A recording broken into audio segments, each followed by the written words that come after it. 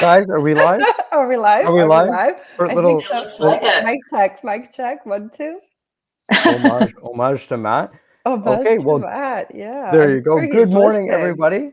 Yeah, welcome to Wake Up and Deliver. It says episode 28. Matt put that in, so I'm going to assume it's right.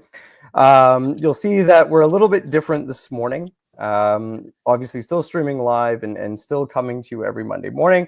Matt, unfortunately, is in a meeting and he wasn't able to get away from it this morning. So he actually sent in Kat from Monarch Connect.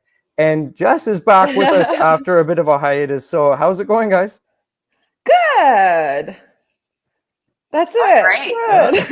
Yeah. It's a good Monday morning. Nothing more. Yeah. There's lots to talk about in the industry, so I'm pumped. Let's do this. Yeah, there's tons going on right now, and it's crazy how fast everything is going, right? Everyone was just talking about let's build up, let's get ready for peak. Peak is coming. Now all of a sudden Black Friday, Cyber Monday is gone. And now we're finding ourselves like it's what is it today? December 9th. Like, by the end of the week, December's halfway gone, and those sales are going to start to taper off. And maybe just to start off real quick, post I made Saturday, which is now already starting to bubble up in terms of information. I've seen the same kind of stuff come up probably about a dozen times since. Returns. Lots and lots of talk about returns and how what the estimates are going to be for the 2024 year. So, I guess some organizations just want to burst that big bubble of all the sales. I don't know if you guys have any thoughts about, that sort of flip side of the activity after a huge rush. Yeah, I mean, I think one thing that's really interesting is getting ahead of the messaging. And so much of what we need to do in logistics, whether that's internally or with our customers, is start to get ahead of the expectations in the messaging. So if I'm a big retailer, I want to start talking about returns right now. I want to start preparing my investors for what's going to happen in January. And if I am in logistics, I want to start preparing my marketing teams for what's going to happen in January. I want to prepare, the sales teams for what's going to happen in January. Like starting that conversation now and getting ahead of it instead of being reactive on the other side is important. It's peak season. The ship has already sailed. So whatever system you have is the system that you're going to live with for the next 6 weeks. But getting ahead of the messaging, I think, can be really valuable. Oh, for sure. And that's what I was going to say. It was going to be like, well, if you haven't already, unfortunately, this year is going to be a bit of a show for you. But, we'll see what's going on. Because even yesterday, I was out kind of, in the malls and seeing what was going on. And I was shocked to actually see some of these return policies that started essentially, let's call it end of September, maybe start of October. And they were going all the way till the end of January. And that's a lot of risk and exposure when you think compared to regular sort of movement of goods and stuff like that, how long someone may have purchased something, whether it was actually for the season or not, and then be able to return it. So really crazy what you see some retailers and some brands having to do to capture that attention.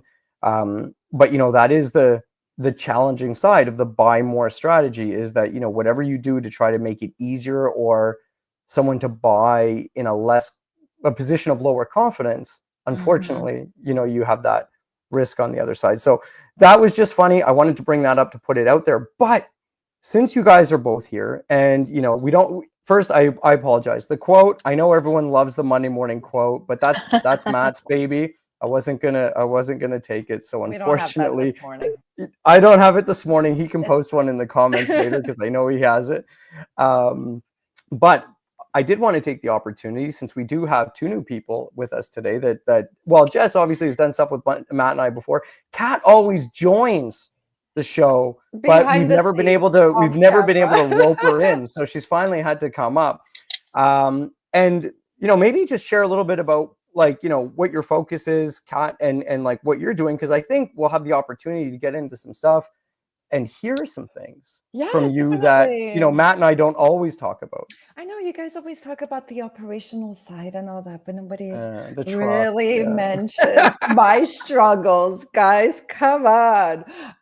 So I'll tell you about not really a struggle, but I mean, so essentially I'm mostly on communicating with shippers and cold calling and finding out challenges and such. In the industry in general. And something that I wanted to talk about is that recently I was on a call with somebody. It was a cold call. I just wanted to get to know the person, get to know their business. And they had asked me, are you a broker or 3PL or asset-based? And of course I said 3PL broker. And they're like, absolutely not. Forget it. We're not even going to entertain this conversation.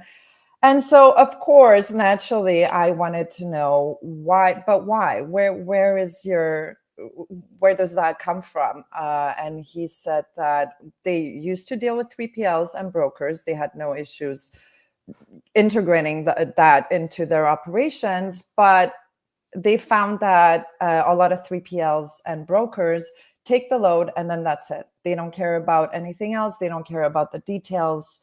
And he's like, we kind of lost control of our own freight. We had no idea what was going on, if the truck was going to show up, not show up. They didn't know. So now they're like, we're strictly working with asset-based. But I'm like, but also define asset-based, right? Like, what is the main difference? Because I mean, I could be asset-based and also not care, right? So I think it comes down to personality and the way you operate in general, and also your values in the business, right? Whether you actually care about that business and all of that. So I thought it was an interesting conversation to have.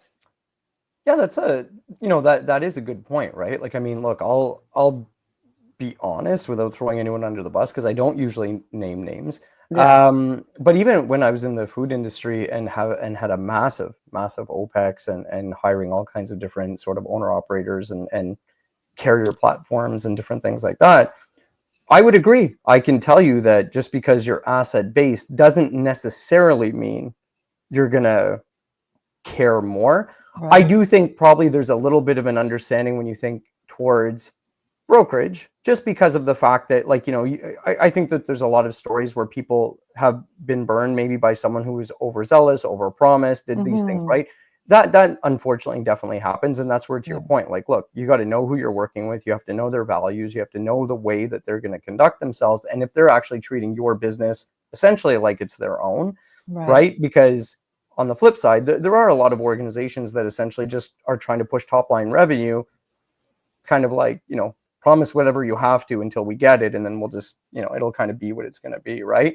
And I think the other important thing, just before maybe Jess, I see you just want to jump in there, but the other important thing, I Just think, like yeah, just to bring up though, to have in people's mind is the fact that, when a lot of shippers or brands are on a platform like LinkedIn, right? We're obviously on LinkedIn. This is going to YouTube, it's going to some other stuff as well. But especially on a platform like LinkedIn, that is used these days to drive a lot of this cold conversation, there is probably a disproportionate sampling of, the type of people that are engaging, that are talking about the issues, that are saying how they engage with customers versus maybe the pure market. I was sharing with everyone before we started. I even sent out a bunch of messages last week to 30 3PLs, and only 2 of them responded. And I was just like saying, hey, love to connect. We highlight all kinds of content and stuff, like da da da, whatever. Not even a response, like not even a profile view or stuff. Like, these people are very disconnected. Now, they could be not on the platform, but you do see them also posting. I just think it does show the fact that some people really don't have the time, capacity, or ability to really focus outside of the transaction. And I think these days that's starting to hurt more than ever. Yeah, I mean, I love what you just said there at the end about like being able to focus outside of the transaction. That's sort of key, and that's key if you're asset based or if you're a 3PL. I'm going to flip it back onto that, that shipper to say, hey, if you feel like you've lost control of your supply chain, then you are probably not doing the vendor management pieces that you Mhm. need to do. And Right. if you're focusing on only working with asset based carriers, you're probably then focusing on working with fewer carriers to make it easier for you to do those things, for you Mm. to get the result. So the result is not driven solely by you working with asset based only, but it is by consolidating the number of vendors you're working with, maybe working with vendors that are bigger and have more standard operating procedures that allow you to manage your business better. That exists with 3PLs, and that exists with brokers. You just have to do a little bit more work to get there. But I would probably say it's more to do with the vendor management piece. And you pay for that. You pay for a big carrier to manage your business for you, right? Like For that's sure. in the price. So you have to know yourself as a shipper and what kind of resources you have outside the transaction to invest. But if you're not doing the things on your side as a shipper to manage the relationships that you are building, then it should not be a surprise when there isn't a real relationship on the other side. Right. No, I agree completely. But also, it came down to even chasing your load, right? Like this maybe the guy just doesn't have the time of day. Maybe he just doesn't want to chase and like call dispatch 100 times to ask questions, right? So it's also maybe the way they structure their stuff. And anyway.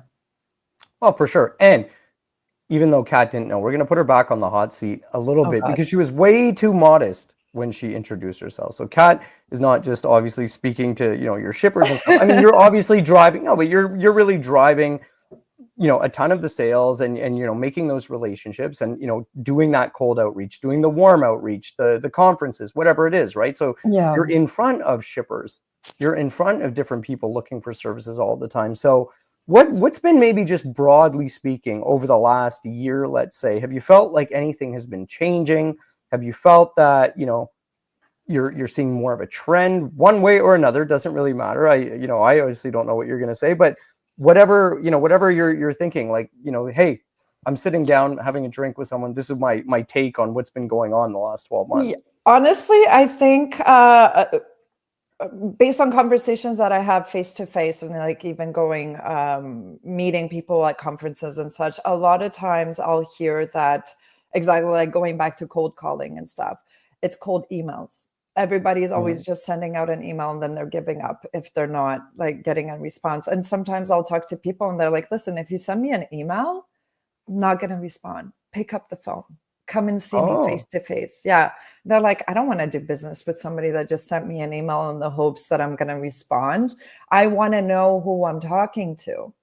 Right. So I've heard that a lot. And even going to conferences when you're like, hey, this is me, this is what we're doing, and blah, blah, blah. I might have sent you an email. Now you have a face to the name.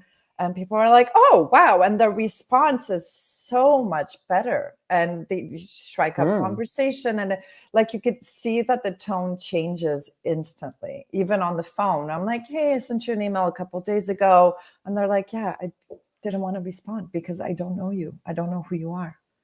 Right. Well, so go ahead. Sorry, just quickly, just to get your take though, because that's really important, right? Because I think unfortunately, there's a lot of discussion that happens on the platform and in other forums as well, where they're talking about, oh, cold outreach is dead and stuff like that. It's like, I think that becomes very relative. But I mean, I think if your concept of cold outreach is lazy emails that you're just sending out from a list that you've scraped from wherever, like, no word of a lie, a few things. I get emails still from when I was in the food industry. So I'm like, wow, your database is trash because I haven't been there in like, I don't know, 7 years or whatever it is, 5 years. Yeah. So, that's one thing. But then to your point about the emails, unfortunately, the rise of big platforms, the Salesforces, the HubSpots, a lot of these other things. But then now you add into it AI, and email is so lazy. Like, honestly, every week, at least 2-3 times a week, I get cold outreach from someone, whether they're asset based or it says they're asset based or they're some type of broker or whatever, soliciting my business. It's like, my man, like, you didn't zero research on me because I'm not shipping anymore like that. I'll tell you something. Talking about like AI and stuff, I get a lot of DMs in LinkedIn, and you could tell that they're bots right away. I'm like, I don't even want to, like, this person did zero research. They don't even, and a lot of time, the subject that they're discussing in that DM, I'm like, I don't think this is directed at me. Like, I have nothing to do with it. So there's zero research. It's just like an automated, like, hope for the best. Maybe she's going to respond, I've got two two connections that clearly are using some sort of automation in their LinkedIn, and we've had calls, we've had meetings, we've had really like in-depth personal discussions, and I get AI cold outreach from them. And Really? I'm just like, yeah. And I Wow. was like, I don't understand why, you're not doing better with this, because Mm. when I get this email or when I get this message after we've just had this discussion, like I feel more disconnected, not more You should connected. tell So them like to update their automated yeah, I mean, Say like CRM or take something. you the off the first time it list. happened, I like messaged back. I was like, hey, is this looks like an automated message. Did you want to meet again? And so like I gave them the feedback that I'm like getting these communications, but I was like, how many salespeople are burning their bridges that they've actually worked Yep. hard to create by failing to monitor the type of messages and who the messages are going out to. It's not Well, always a quantity is a more is better game. well, and especially too, there's the lazy AI, but now there's also like the lazy automation flows, AI enabled or not. Like, I can tell you that even if you bought a really expensive CRM, even if you're using the best CRM, but that you've left that canned email format of like, hey, here's email number 1, here's email number 2, and here's email number 3. Like, Kat, to your point, the likelihood of getting that response on the first one is not as high, right? Someone will see a second, maybe a third, but just to your point, the second you can actually tell that now you're just in a funnel, like an automated funnel with no real effort or care, Yeah. that's even more of a turnoff. So there's some interesting sales tips for anyone that is out there, right? Matt and I have talked about different things around pricing and communication and trying to stand out. But the thing is that no matter what you may be doing operationally, and no matter maybe even how well you're doing executing, like if your first impression is this bad, like you're starting from, you're not even starting from like ground zero. You're starting from like Yeah. you're underground and you're trying to work your way back Yeah. up. So it's like you're just making it way harder for yourself. Yeah. Uh, Any other Yes, comments, yes. guys, on the I have sales or one anything? more Everyone's question. just like, No, yes, we agree, John. I have one more question though. So you feel like you get a better response on the phone, because I am a millennial. So I would feel more horrified to get a phone call from someone I don't know than to get an email from someone I don't know. Do you feel like you're able to like bridge that gap, or is this age related? Because I know Gen Z likes the phone more than the millennials. Everybody likes the phone more than a millennial, but like No, Really? yeah, I don't know. no, My kids hate the phone. you know what? I would prefer, personally, I would prefer somebody to call me and be like, hey, this is. So the other day I had made a joke, another cold call. And I was like, fuck, this person probably gets, oops, sorry, I cursed. This person, my apologies. This person probably gets like 10 and 15 calls. And that's something that I also hear a lot. It's like, listen, you're my 9th caller today about the same subject. And the person has a stern voice and they're kind of like, okay, let's get it over with. And I'm like, listen, not gonna lie, never spoke to you. And, try to make a joke about it. And I'm like, this is gonna be a cold call. Can I have like 2 minutes of your time? If you don't want to, that's fine. You're never gonna get to hear my annoying voice again. And they're like, they kind of chuckle and they're like, okay, well, this is a different approach. And then they kind of let me talk, which is great. But I mean, it's really the approach, right? You kind of get a sense of the person, get a sense of how many calls a day they have, what type of calls they have, right? So you also have to kind of analyze that and their tone and what they want, what they don't want, and what annoys them. And you kind of try to bypass that. And also, I don't know, be yourself. But the older generation actually prefers phone calls. And the new people, like the younger people, prefer like email. Just send me an email. And also I get that a lot, like send me an email. If you don't have it, find it. Like it really depends. I've had that once. I'm not going to give you my email over the phone. If you really want my business, you're going to find my email. Be like, listen, challenge accepted. Oh, wow. Yeah. What about texting though? I mean, texting is I don't do and it's a You don't. Eh? It's funny though, No, because some people there's quite a bit of like, cold outreach on text and stuff like that. Some no. people kind of don't mind. Other people get really frustrated because they're like, That's "Hey, a this is now next no for level." me. 100% straight no for me. If I don't know you, but I mean, listen, guys, take it with a grain of salt. That's just how I am. If I haven't had a conversation with you over the phone, email exchange, we didn't establish that little bit of a relationship, or at least had a conversation, don't text me. I think it's Yeah, so but yeah. personal, in a sense where, like, what are you going to tell me over text? It's like, I don't know you. I don't, you're just literally a number appears on my phone and you're giving me like this whole pitch. I'm like, no, it's not. Pick up the phone and call me.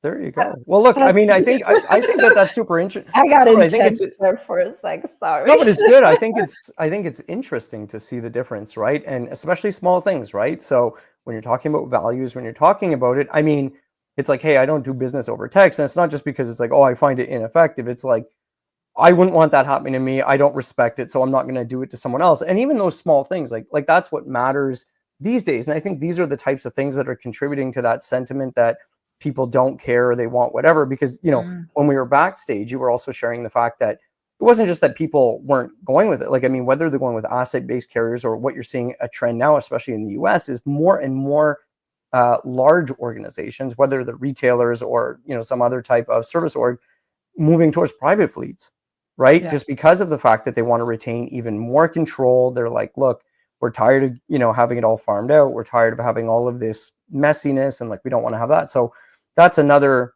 big trend. But the reality with that, like a lot of this advice or a lot of this counsel that you see out there is that like that's true and not true at the same time, because of course like a private fleet can give you all kinds of benefits.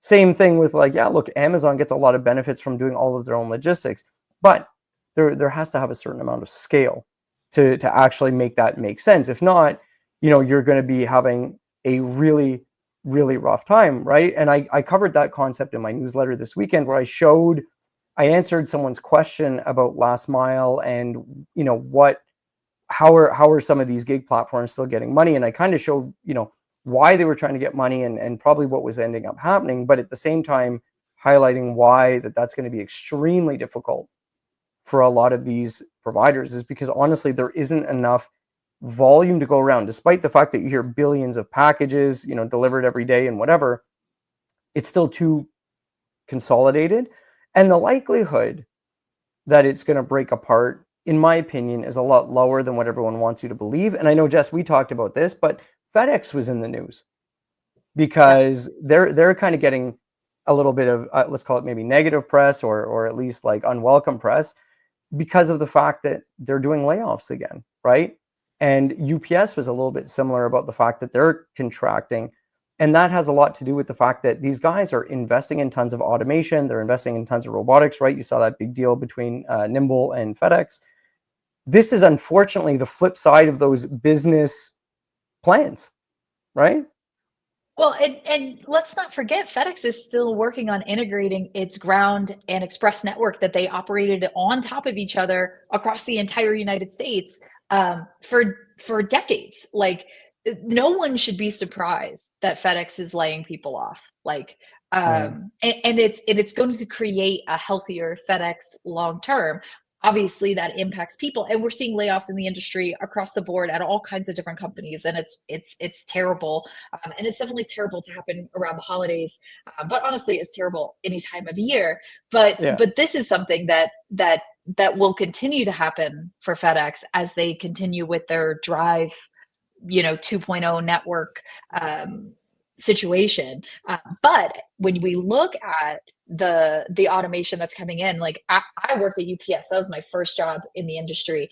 And when they walk you around as an industrial engineer and you get up on a platform and you're sitting there and there's like 8 different slides that you're sorting to, and you're like, oh, these human beings memorized the zip code, like the 3-digit zip that goes on each of these slides for the Mhm. whole United States. um, it's it was like mind-boggling what people could do for so many years, that now we're getting more and more automation to supplement and supplant. And it'll be a trend that we continue to see. Yeah, for sure. And, then to Kat's point, what ends up happening, for example, like on that sales side, right? What is this giving like a FedEx and a UPS and an Amazon, right? Because there was another interesting post from Nate last week where he said that someone had told him, it was I think $100 million brand, he said, and he was like, oh yeah, and they moved all of their shipping to Amazon.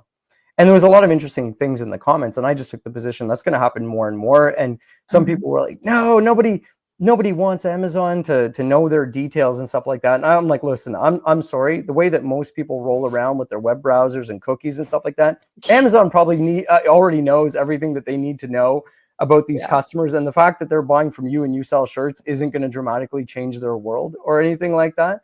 But and also don't forget, again, Siri is always listening. So yeah, well, there you go, right? There's always data like going in. But to your point as a salesperson, how much easier does it become, like from a FedEx or a UPS perspective, or even Amazon, like when you think of Amazon shipping, when they get to offer, hey, we're asset based, we are a unified solution, we're we're investing towards the future, literally billions of dollars, we're not going anywhere, and all of these different things, right? Like I would have to believe that if you're a FedEx sales rep, you're probably having an easier time managing these conversations, especially for where you're going, than someone who's like, we still use pen and paper and manual processes to do everything. We hope we don't lose your stuff.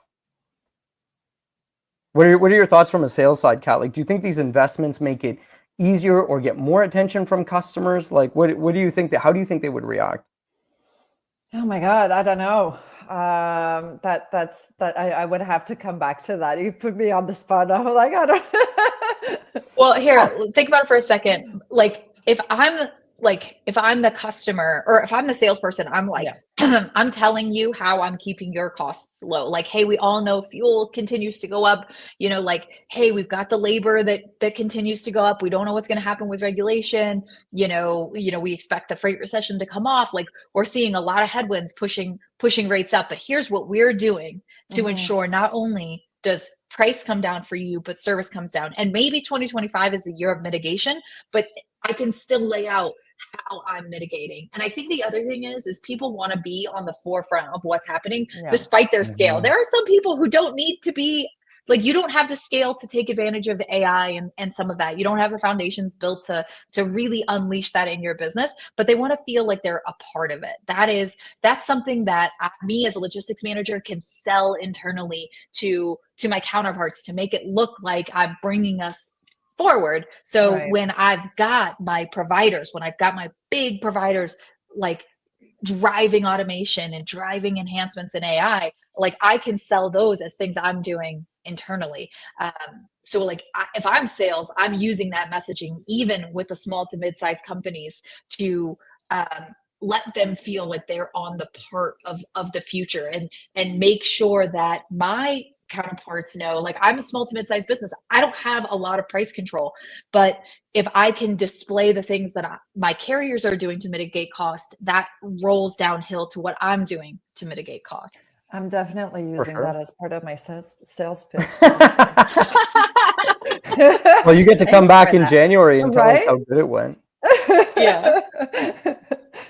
Okay, awesome. So we're coming up on time. What would you guys say? Because everyone hears from Matt and I every week. What would you guys say? Parting thoughts, maybe words of wisdom, something that people should be thinking about, or that, whether it's to end the year, whether it's starting a new year, like what's something, if you had to give someone one tidbit, what is it today?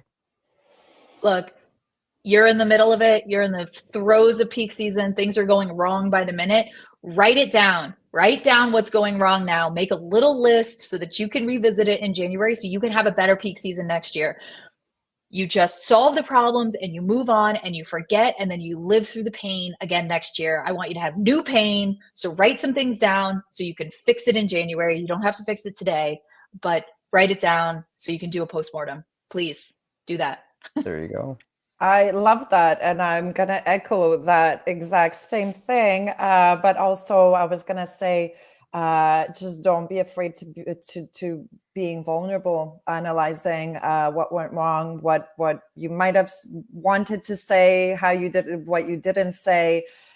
Just analyze your mistakes, and yeah, that's really it. Nice. And I will jump on the bandwagon. I'm going to add to Jess's, and I'm going to say that if you had problems during peak, they are not because of peak. And don't let anyone tell you that it was just because of peak. Peak brings out the problems, it makes it harder to hide them, but they were always there, which means that you've always had the same challenges in February and in May and in July. It's just that you probably didn't stress your system enough to shake them out. That doesn't mean, though, that you won't have all kinds of opportunity, not just for next peak season, but all year round. And that's honestly where, like I do a lot of my work, as an example, is finding these things that people don't think matter enough. And then all of a sudden you realize, oh, wow, that's $1 million. And everyone's happy to get the $1 million savings. But I always remind them that if they would have done it 3 years ago, they would be on, $1,000,003 or 4 by now. So it's never too early to start. So I kind of will leave everybody with that. Great show this morning. I think we're going to have another one probably like this next week. And then, Matt and I were talking about probably a little bit of a break over the holidays, but we'll see how everything goes there.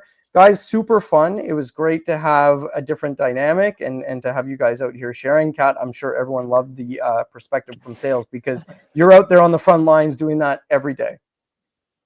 Yeah, thanks for having me. Awesome. Yeah, thanks so much. Bye, everybody. Bye, guys. Bye.